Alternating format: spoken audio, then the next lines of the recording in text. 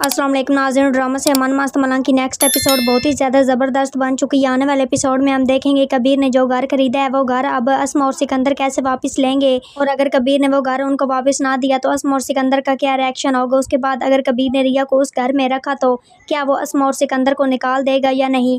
दूसरी तरफ सुनने में कुछ ऐसा आ रहा है कि हो सकता है कबीर मीना के साथ शादी कर ले और उस घर में मीना रहने लगे और कबीर रिया को छोड़ दे, क्योंकि मीना की शादी कबीर से होने के बाद मीना भी कबीर के बच्चे की मां बनने वाली है। अब स्टोरी बहुत ही ज़्यादा दिलचस्प मोड़ पर आ चुकी है, क्योंकि अब मीना और रिया का आधा सामना हो चुका है। कबीर इन दोनों का तमाशा देखेगा। अब अस्मा और सिकंदर इस घर में से निकल जाएंगे और रिया और मीना आपस में लड़ती रहेंगी, लेकिन कबीर इन दोनों में से किसी को भी ये घर नहीं देगा, क्योंकि अगर कबीर की शादी मीना से हुई भी तो वो मीना को एक और घर लेकर देगा, क्योंकि इन दोनों को इकट्ठा नहीं रख सकता। और अब वो मीना की बहन वफ़ा भी बहुत ज़्यादा परेशान है, क्योंकि वो अपनी बहन मीना की औलाद के बारे में सुनकर काफ़ी हैरान है कि इतनी जल्दी ये भी माँ बनने वाली है और रिया भी, और मैं अभी तक बच्चा नहीं पैदा कर सकी। लेकिन उसके बाद वफ़ा भी अपना इलाज करवाने लगती है कि वो भी मुबीन का बच्चा पैदा कर सके। तो नाजरीन आपको बताते चलें, जब मुबीना को पता चलता है कि कबीर फिर दोबारा मीना के बच्चे का बाप बनने वाला है तो मुबीना कहती है क्या बात है, मीना भी अच्छी लड़की है,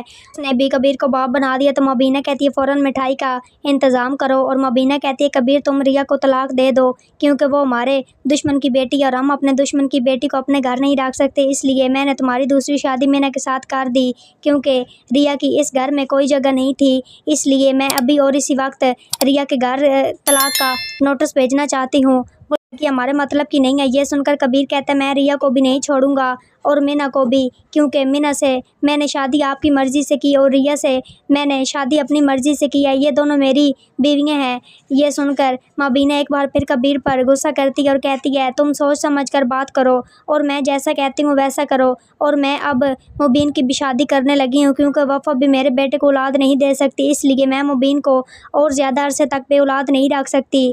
मैंने उसकी भी दुल्हन ढूंढी है, अब उसकी भी शादी नज़दीक है। नाजरीन क्या वफ़ा मुबीन की शादी होने देगी या नहीं, और क्या मुबीना वफ़ा की बात मान जाएगी या नहीं, कमेंट बॉक्स में अपनी कीमती राय का इज़हार ज़रूर करें। और मुझे दी इजाज़त, अपना बहुत सारा ख्याल रखिएगा, फिर मिलेंगे एक नए टॉपिक के साथ। Thanks for watching my video and picture. दुआ में याद रखिएगा, अपना बहुत सारा ख्याल रखिएगा। अल्लाह निगहबान।